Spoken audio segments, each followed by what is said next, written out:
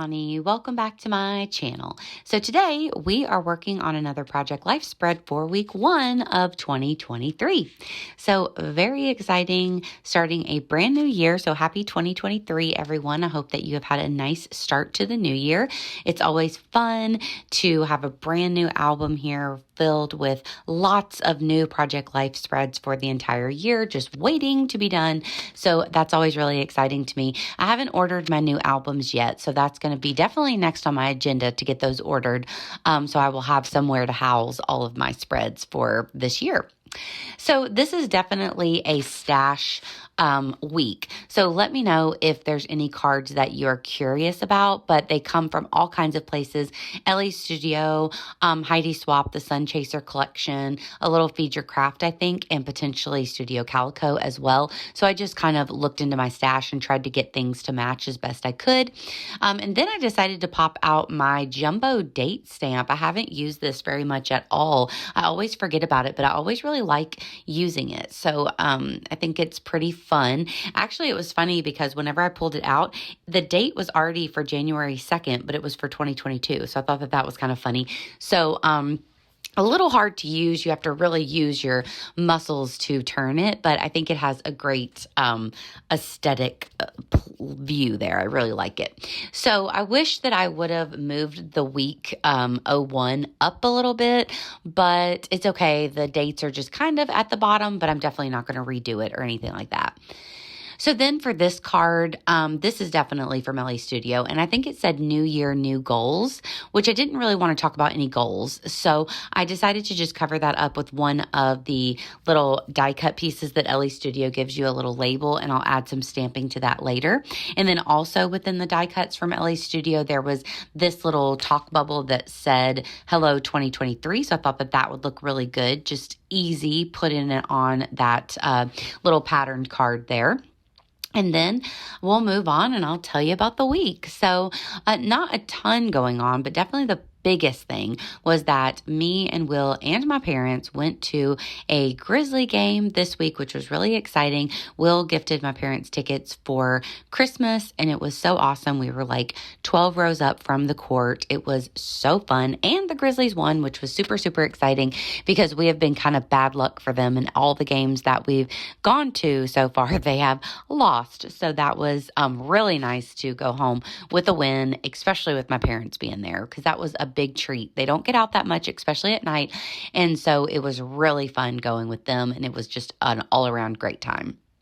So lots of journaling about that and a few other things that went on. Besides the Grizzlies, the only other things that I really documented was that I got a big sticker order in from one of my favorite Korean sticker shops, and then also lots of photos of Lasagna. So if you've been following around here, Lasagna is one of the feral cats that was kind of living around here, and around Christmas time, we brought her and her mom, Judy, inside because it was so cold. And so Judy's kind of been doing her own thing, but Lasagna has been coming in at night, and it's been so nice, or sometimes during the day too, but it's been so nice having her inside, snuggling with her, getting to know her, and all that kind of good stuff. So over the past maybe 2 weeks, I've taken a lot of little photos with her. So what I decided to do was I made a collage on my phone, and just of about, I think, 9 photos or so of me and Lasagna together. And then I printed it off as a 3x4. But once I added it on here onto the spread, I decided that I kind of wanted to hide it in a flip up because there's already so much going on with those Grizzly photos, and I have those 2 large 4x6s, and I just felt like there was so much happening. So I thought that it would look nicer if I could keep this card kind of clean and then have the photos and the journaling kind of hidden underneath.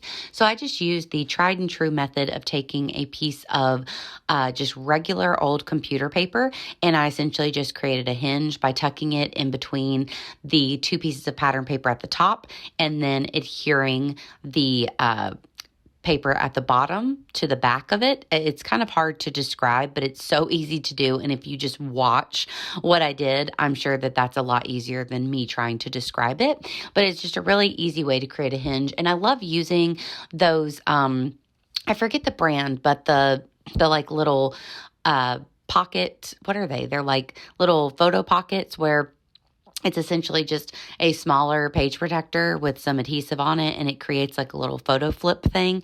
But I'm out of those, so I figured I would just create my own so that I could go ahead and keep it moving here. The only thing is that particular card, the Lucky in Love card, that card is outside of the page protector, so it's not really protected from anything, but it's okay. I think that it's fine.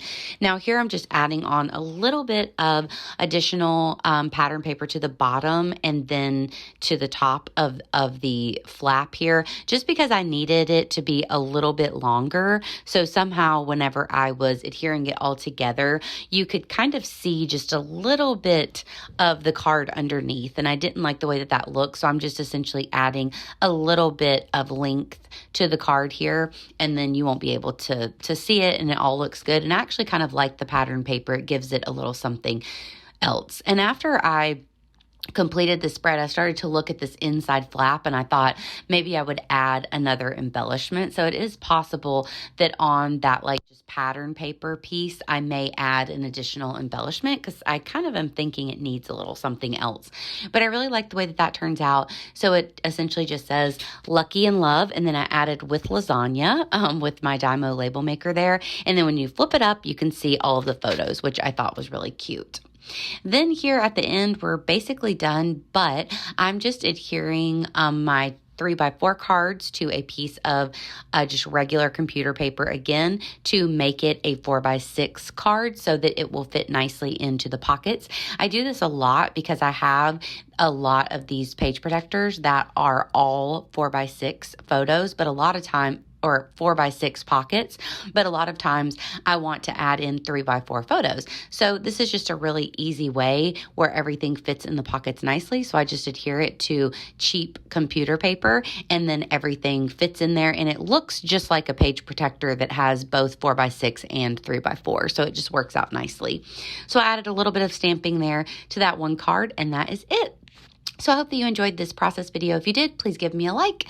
Please also consider subscribing. And of course, I will be back super soon with another one. So thanks, you guys. Bye.